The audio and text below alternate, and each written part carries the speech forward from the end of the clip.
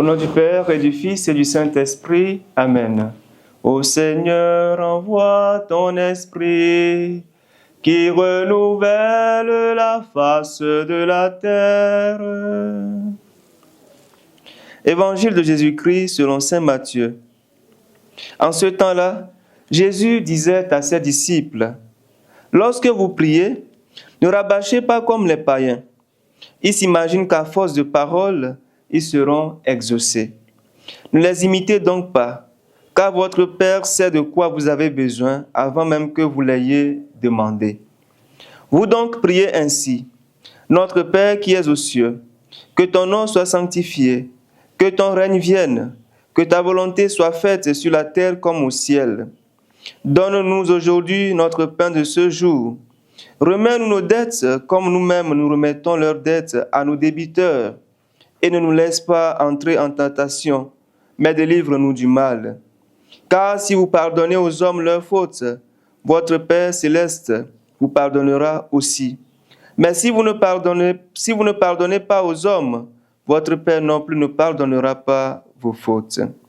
Acclamons la parole de Dieu. Louange à toi, Seigneur Jésus. Bien-aimés du Seigneur, nous sommes aujourd'hui le mardi 24 février 2026.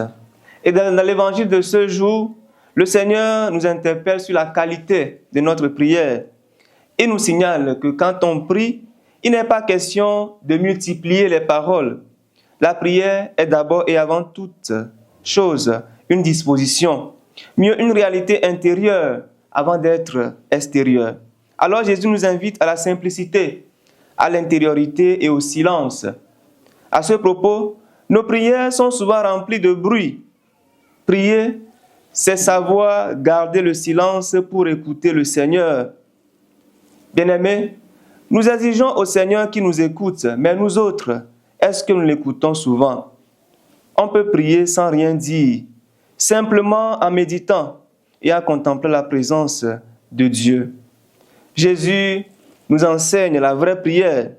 Saint Paul nous dit d'ailleurs que nous ne savons pas prier, qu'il nous faut avant toute prière demander le don de l'Esprit, parce que justement, c'est cet Esprit qui vient au secours de notre faiblesse.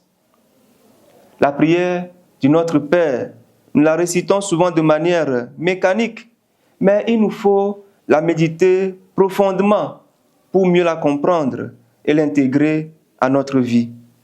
Cette prière est assortie d'une condition. Si vous pardonnez aux hommes leurs fautes, votre Père céleste vous pardonnera aussi. Mais si vous ne pardonnez pas aux hommes, votre Père non plus ne pardonnera pas votre faute. Le pardon est à la vie chrétienne ce que le noyau est pour le fruit. Il n'y a pas de vie chrétienne sans pardon. C'est un don que nous recevons du Seigneur. Mais il nous faut travailler pour l'incarner dans notre quotidien. Frères et sœurs, travaillons donc en ce jour pour recevoir le pardon de Dieu. Et une fois reçu, travaillons également pour le partager à nos frères et sœurs qui sont autour de nous.